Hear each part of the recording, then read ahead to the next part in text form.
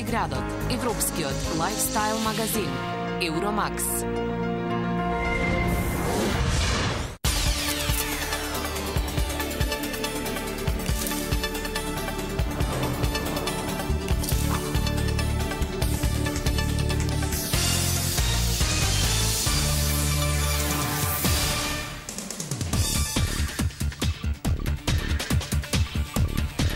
Добро вечер.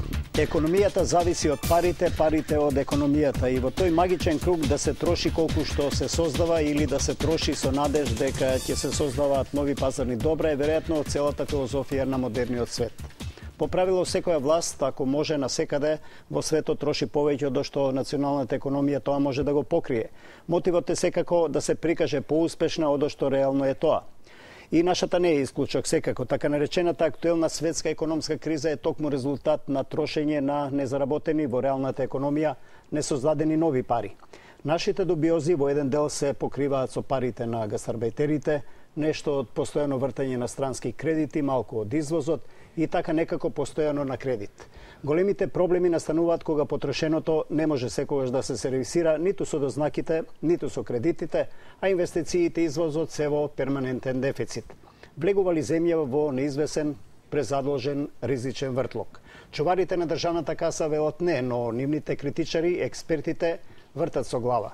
Во пресрет на проекциите на државниот буџет за 2011 година, вечерашниот пресинг ќе ги спори, но нема да ги оспорува тезите и анализите на Ден Дончев, економски аналитичар, но и со Ден Дончев, тематски колумнист, политичар и жесток критичар на владината политика. Добро вечер и за вас. Добро вечер, благодарам за поканата. На почетокот нешто лично. Престојувате последните 15 на години во Македонија. Пред тоа ви фалат ли ученичките денови? Сакате ли да се вратите? Добро, не, тука? Што ви е планот животен? Многу повеќе од ученички денови. Јас сум израснат во Австралија, таму 20 години живеев пред да се вратам во Македонија. Ученичките повеќе се паметат, спомените се таму, затоа прашам. Да. Па, знаете, интересно прашање. Пред некој месец имав прилика да отидам во Австралија и ова ми беше подолг период на престој таму. И навистина можам да кажам, за прв пат може би мојот живот се чувствуват како аутсайдер во Австралија, бидејќи 15 години веќе имам живеено во Македонија, така што знаете на личен план можам да кажам дека Македонија сепак ми е дома. Значи останувате овде, може и економијата, но и политиката да смета на вас. Апсолутно, па и децата ми се овде на школа и тука е мојата иднина. Економијата, макроекономијата, тоа ви е потесна специјалност?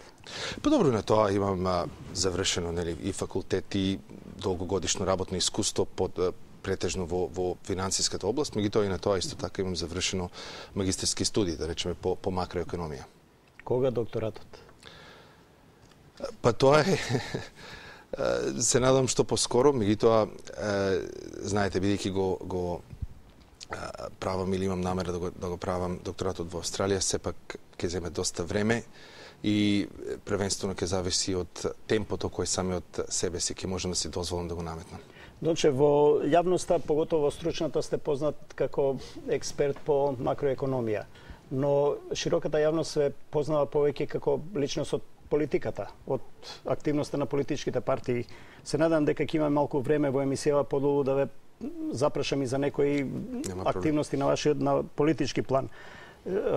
Што ви лежи повеќе? Економијата, политиката, научната работа, дневната политика? Во суштина политиката во крајна линија се сведува на економската моќ на секоја држава, нели? И во меѓународната дипломатија и меѓународна политика факт е дека од секогаш постоело така нареченото златно правило, а златното правило вели дека тој што го има златото ги поставува правилата. Сакам да кажам дека ние не можеме како мала држава, мала економија да се мериме со големите сили, големите економии, но факт е дека што посилна е една држава на економски план, што посилна станува и на политички план. И тоа е на секој ниво. Затоа политиката и економијата се неминовно поврзани и да се биде успешна држава на политички план во крајна линија многу зависи од тоа да се биде успешна држава на економски план. Па добро, од вашата алегорија има ли злато Македонија? Е ли моќна да ги поднесе овие економската криза? Владината политика и владината кампања вели дека ние релативно успешно во однос на другите земји од Европа, дури и најразвиените ја поднесуваме таа светска економска криза, иако се уште не е дефинирано што е тоа.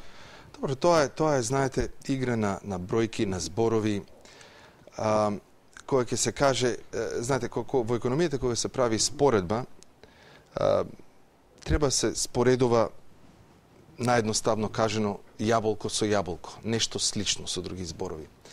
Ако кажеме дека Република Македонија има раст од 2% и тоа исто не е толку лошо или добро или било како поради тоа што еве и другите земји во Европа постигнуваат раст од 2%, тоа воопшто не е адекватен пример за споредба.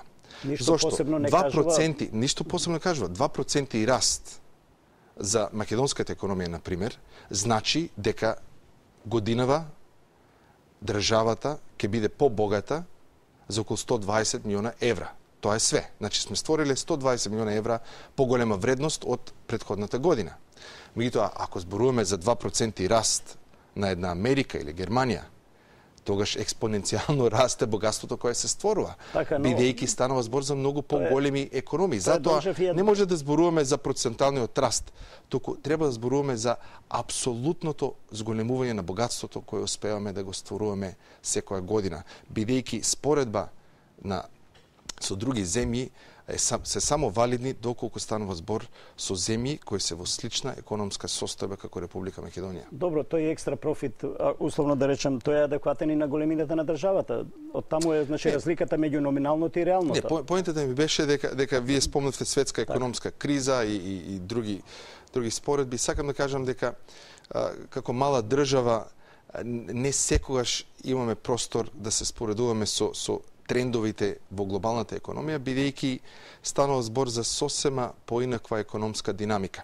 Знаете, многу често во последните година-две ја слушаме тезата од одредени владени представници дека еве ова е најтешка економска криза во последните 70 години, иако за волја на вистината, кога кризата почнуваше во 2008 година, тогашните представници од владата во еден момент, мислам, како да беа тотално несвесни за глобалните трендови кои се случуваат, проектираа растеж за македонската економија од 5-6% за 2009 година, иако беше јасно во август 2008 година дека 2009 година навистина ќе биде тешка на економски план. Добро, сега, бргу следуваа корекции на... Не беа бргу. Впрочем, мислам дека во 2009 година им требаше 3 ребаланси во текот на годината за конечно да се вратат на тоа што требаше да бидат уште во почетокот на 2009 година. Но сакам да кажам дека мислам дека во последната година дена се преексплоатира светската економска криза како причината за нашиот економски неуспех или нашата стагнација, бидејќи од јуни 2010 година големите економии, посебно во Европа, па американската економија, Кина и другите глобални економски сили веќе растат со надпросечно ниво или надпросечно темпо. Така што пред година дена водечките економски сили излегоа од таа голема економска криза за која владата се уште денеска ни вели дека е причината зошто ние имаме економска стагнација во Република Македонија. Добро, веројатно поголемите економии полесно можат да излезат од криза, имаат повеќе конски сили, што се вели, повеќе потенцијал тоа да го сторат. Добро, ми тоа мислам дека знаете што, во 2006-2007, да речем година, реално беа години кои можеби во последните неколку децении беа најуспешни за глобалната економија во целина. Мислам дека председателот Џон Кенеди ги кажа легендарните зборови дека плима која доаѓа ги дига сите бродови, па по таа логика тој економски успех во 2006 и 2007 на глобално ниво, сигурно го подигна и македонскиот економски брод. И затоа во тие години постигнавме многу добри резултати. Но дозволете, сакам да кажам, значи многу често излегуваа владени представници да се фалат со тие резултати кои реално беа добри во 2006 и 2007 година, но никогаш не слушнавме да кажат дека ова е благодарејќи на исклучително добрата економска клина во глобалната економија. Сега 3 години подоцна исклучителен виновник или дежурен виновник за економска криза за ситуација во меѓу. Сакам да кажам дека сепак во најголема мера ние мора да си ги средиме економските и сопствената економија во сопствениот двор, бидејќи во најголема мера нашиот успех, неуспех сепак зависи од чекорите кои ние ги превзимаме во нашиот сопствен двор. Дали е тајна вистина најголема во последните 80 години на глобално светско ниво? Се разбира, мислам дека тука не се сметаат годините на Втората светска војна. Па тоа е многу широка тема и прашање кое најверојатно ќе може да се даде одговор од многу подобар одговор од дистанца на времето кога сите релевантни показатели и докази ќе излезат на виделина и све што се случувало условно речно зад затворени врати, но вратоглавниот пад кој се случи на берзите и пазарите на капитал по банкротот на Lehman Brothers во септември 2008 година, моје лично убедување е дека светот дефинитивно во јануари, февруари, март 2009 година беше на прагот на голема економска депресија, нешто слично што се случувало во 1930 години. 700 милиарди долари успеа да спасат американската економија, со тоа и европската на некој начин. Тоа е, сакам да кажам, добро, многу покомплицирано од само тие 700 милиарди долари, бидејќи стануваше збор за една координирана активност, фискална и монетарна активност од централните банки во речиси сите големи глобални економии без исклучок, кои одеа паралелно, значи по банкротот на Lehman Brothers, и најверојатно токму овие активности, по моје мислење, го извлекоа светот од опасноста реално да влезе во депресија. Дончев, како и да се вратиме малку дома. Мојот мотив што сте вие вечерва во пресинг е токму вашето пишување, е многу критичко пишување за некои економски политики на владата, која мора да се признае, барем таков печаток се добива во јавноста, веќе и нас лаиците за економија, дека прави надчовечки напори, таа да се одржи во таа и таква светска економска криза за која и пред малку зборувавме. Мене ме интересираат мотивите, зошто сте толку критични. Еве, да земеме еден сегмент од фискалната политика. 5 години оваа влада обезбедува плати барем за сите државни службеници, за армија, за војска, за полиција. Немаме криза за образование, во здравство. Во тој сегмент, за разлика од другите земји, дури и најразвиените европски, каде што сме сведоци на многу потреси социјални. Кој е вашето, условно да речем, научно толкување? Прво, мислам дека погрешно е или јас самиот не се гледам како критичар, туку аналитичар кој се обидува да внесе на македонската политичка или економска сцена тоа што сметам дека недостасуваше, тоа е еден реален пристап или приод кон анализирање на случувањата во нашата економија.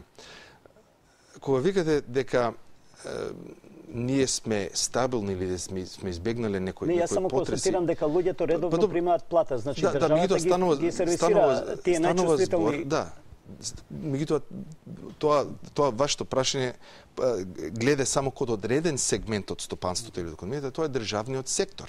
Да, во државниот сектор буџетот колку толку се полни или преку даноци или преку нови задолжувања и колку толку овозможува редовна исплата на плати, пензии и други социјални примања за кој буџет е одговорен. Ако нема раст на економијата, тоа не може до недоглед да трае, тоа сакате да ми кажете? Не е растот. Сакам сега, значи тоа е еден елемент. Меѓутоа, економијата е далеку повеќе или стопанството или државата е далеку повеќе од само државниот сектор. Во нашата држава има 32% невработени.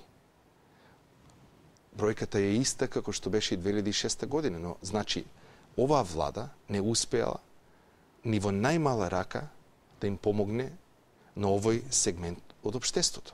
Каде е тука клучот инвестициите? Не, тоа е многу пошироко прашање од само инвестициите, но одговарам на вашето прво прашање дека да, одреден сегмент од нашата економија функционира, но невработеноста е 32%. Сиромаштијата која беше 22% во 2000 година, околу 25% во 2006 година, денеска спрема званични податоци, значи или критериуми на Светска банка, изнесува 32%. Долгот на Република Македонија, кој во 2006 година изнесуваше 2,4 милиарди евра, денеска е 4 или преку 4 милиарди евра и со оваа темпо на задолжување најверојатно ќе отиде над 5 милиарди евра до крајот на мандатот на оваа влада. Значи не можеме да гледаме само одредени сегменти од државата и да констатираме дека нештата функционираат поради тоа што редовно се исплаќаат плати. Редовно се исплаќаат плати за тие што работат во државниот сектор, но тај што е невработен, тај што живее во сиромаштија, мислам дека му е многу потешко денеска на економски план од тоа што беше пред 4 години. Која е главната полуга на таква стабилно условно, да речеме, одржување задолжувањето, странствите кредити? Значи, оваа стабилност за која вие зборувате, може би ни овозможува како држава макроекономска стабилност, но дефинитивно све што гледаме во последните 4 години е стабилна стапка на невработеност и стабилна или условно речено, поточно условно речено стабилно, но зголемена стапка на сиромаштијата. Значи, оваа стабилност воопшто не придонела да се помогне на тие слоеви од општеството на кои им најмногу им треба помош во нашата држава, тоа се невработените и сиромашните. А ова стабилност за која ви зборувате, апсолутно и единствено е постигната во последните 4 години од драстично зголемување на надворешниот долг, надворешниот девизен долг на државниот и јавниот сектор во нашата на Република Македонија. Еве сега се врти темата за новиот кредит од ММФ, околу 400-600 милиони евра, не знам точно колку е. Вие сте веројатно поупатен, бидејќи разни бројки се вртат во јавноста. Има чувство дека е конфузија и во самата влада дали да го земе конечно и на што да го троши. Имате вие некои сознание и што препорачувате? Еве да го симплифицираме прашањето. Ако вие како семејство така имате лични примања, еве да речеме од 100 единици месечно, така, но трошите 110, прашањето е на што се трошат тие екстра 10. Значи трошите повеќе од што заработувате и затоа ви се потребни нови задолжувања. Ако овие екстра 10 единици одат во капитални инвестиции, значи ги вложуваат, значи позајмувате пари, но вложувате во еднината, тогаш единствено прашање за да се оправде новото задолжување е дали повратот на вашата инвестиција на годишно ниво ќе биде поголема од каматната стапка што треба да ја платите за новото задолжување. Ова практично препорачувате на владата, ако го земе кредитот, да го вложува исклучиво во капитални објекти. Под услов да тие капитални проекти придонесуваат поврат на инвестиции поголеми од каматната стапка по кој ние ќе треба да го плаќаме кредитот. Имајќи предвид дека посебно условите се прилично добри, би биле прилично, значи, невешти доколку не успееме да инвестираме во проекти кои носат повеќе од каматна стапка. Но, второто прашање, но втората можност начин, вие повторно како семејство, е да имате приходи од 100 денари, 100 единици се извинувам, но да трошите 110 и разлика да биде исклучително на тековна потрошувачка. Значи, позајмувате од иднината... Тие пари не може да се вратат. Позајмувате иднината за сега. И тоа што видовме во последните 4 години, во голема мерка, нашите задолжувања беа со цел да се покрие тековна потрошувачка. Значи, ја задолжуваме иднината на сметка на сегашноста, онаква каква што е. А кој е чарето? Значи, сега тоа е прашање на кое може да се пишува докторски дисертации. Уште да се штеди во Македонија на плати, на лични приходи, на... Видите се, кој е чар... Прво, спрема мене, тука во последните 4 години е направена голема грешка со фискалната експанзија која се случи во нашата држава. Вкупните буџетски расходи во 2006 година изнесуваа 1,8 милиарди евра. Во 2010 се проектирани на 2,4, а еве сега гледаме во 2011 ќе бидат уште поголеми.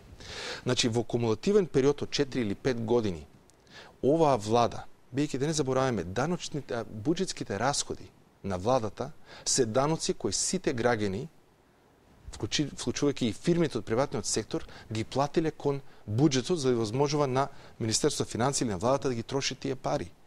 И значи во последните 4-5 години, споредно со 2006 година, кумулативните расходи или кумулативниот ниво на трошење од буџетот, споредено со 2006 година, ќе биде најмалку 2 милиарди евра.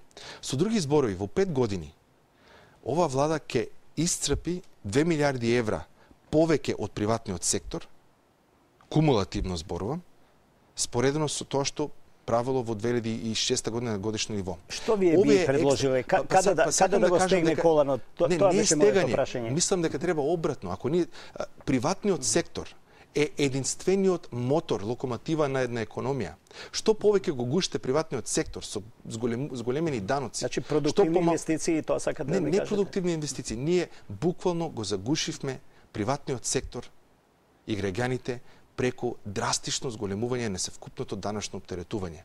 И имаме ситуација каде што државниот сектор денеска веќе оди или представува 50% од БДП или брутно производство на државата, и све што може да има во Македонија веќе е една статус-кво ситуација, бидејќи државата стана преголем компонент од економијата, а тоа го направи преку драстично зголемување на севкупното данъчно оптеретување, што значи дека тие средства кои инаку би можеле да останат во приватниот сектор, да одат во инвестиции, машинерија, фабрики, изградба на нови објекти, така натаму, кои се единственото нешто што створат економска вредност, наместо да таму одат во државната каса, и гледаме и сме сведоци дека државата троши прилично мегаломански на работи кои може да дебатираме дали имат некаква вредност или не, но не имат вредност од аспект да створат идна економска вредност. Која е границата за трговскиот дефицит? Стаса веќе скоро 2 милиарди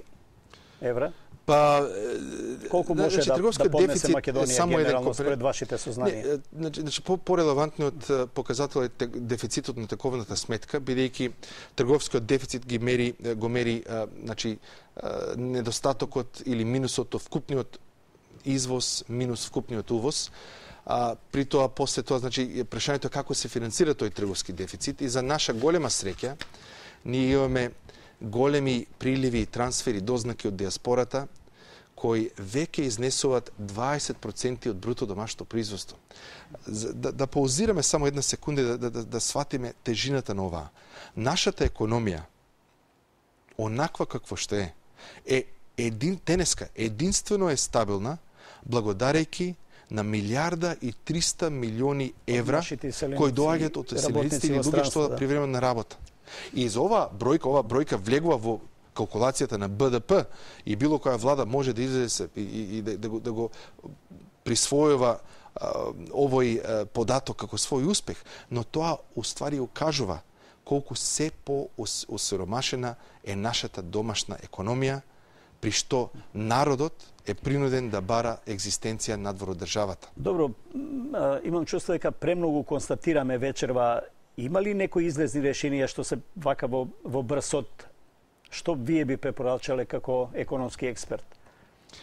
Кои се пунктовите каде што условно да речеме греши владата во својата економска политика? Веќе почна да кажувам пред некоја минута дека фискалната политика на нашата држава е драстично предимenzionирана за една економија како што е македонската, и со оваа макроекономска со оваа буџетска политика јас гарантирам дека стапка на раст од 3,5% е максимумот што може да го постигне Македонија на долгорочна основа. Значи првиот чекор ние мора да најдеме олеснување на даношното оптеретување кон приватниот сектор. Преоптимистичка бројка до 2% е... Сега зборувам хипотетички, максимумот. Во регионот колку е некаде 3,5-3,9? Зборувам на долгорочна основа. Значи просекот на долгорочна основа. Зборувам во наредните 10-15 години, некогаш можеби ќе биде 4, некогаш 2, некогаш 1, но со оваа буџетска политика ние немаме сили однатре да генерираме економски растеж поголем од 3%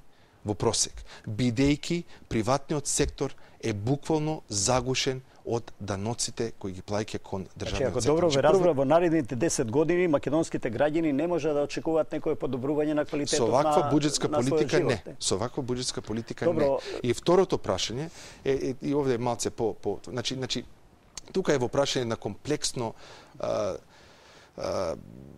проблематика околу зошто ние не успеваме да привлекуваме странски инвестиции, зошто нашите фирми не се успешни. Идејата не ми се беше само да нотираме некои. Но тоа е вториот чекор кај што се неопходни реформи така, за да возможиме динамична бизнес клима која ќе биде во функција на остварување на економски раст, но тоа е многу посложена тема. Можете ли конечно да го пофалите буџетот што е во проекција за 2011 година, каде што се најавува инвестирање и во капиталните? Добро, го зголемија, апсолутно го зголемија 200 милиони евра. Па не, мислам ќе биде повеќе од тоа, ми се чини околу 350 милиони евра, значи тоа е апсолутно за пофално. Доколку се реализира, се разбира. Но повторно, тие пари, капитални инвестиции повторно се пари кои се влечат од даноци кои се плаќаат во државата и сакам да кажам дека ние мора да најдеме начин да се олесни даношното оптеретување кон приватниот сектор, доколку сакаме економски напредок. Имаме уште минута-две во емисијава. Малку невообичаено беше пред некој ден владата демантираше една ваша колумна, некој ваше тврдење, употреби два термина што и мене не ми беа јасно. Прво дека имате непознавање од материјата, второ дека манипулирате. Сега едно со друго се во колизија. Што се случи? Што ви демантираше владата? Тоа е нивно доколку сака да етикират било кој добро, бевте жестоки и вие во вашата критика. Меѓутоа тука во прашање они демантира со факти, а не со лични навреди. Факт е дека вкупниот надворешен долг на Република Македонија е зголемен од 2,4 на 4,1 милиарда евра, но владата во својот демант вели да, но тоа е долгот на приватниот и јавниот сектор, ние сме одговорни само за јавниот сектор и тоа само тој дел што се однесува на општа влада.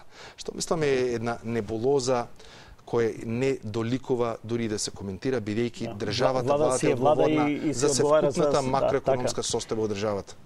Висок функционер сте на Обединените за Македонија сега. Која е вашата политичка перспектива, вака лично како ден? Значи, како што кажав, моментално сум посветен на студии, значи целоста посветеност е кон докторатот, меѓутоа сметам дека во македонската политичка сцена и фали една реална понуда на политика која прво и пред се ќе биде посочена кон економијата. Ова го прашав од тоа ни требат ли НАТО и Европска унија итно токму заради прашањата што овде беа отворени вечерва за економијата, за македонските перспективи економски? Одговорот е дека економската констатација како што е на Македонија значи за мене, сега ова е пошироко прашање, но за мене ми се чини дека перспективата на Република Македонија чисто од економски аспект е доведено до знак прашање на долгорочна основа доколку не е дел од Европската унија посебно. Благодарам. Благодарам и на вас. Утре пресинг во 18:30.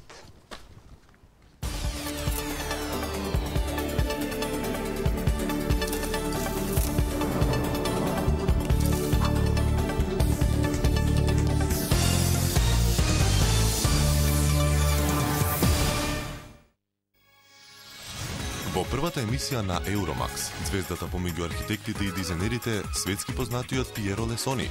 Попеачот Хадава и познат по мегахитот What is Love зборува за себе. Го посетивме најстрмното лозие во Германија и несекојдневната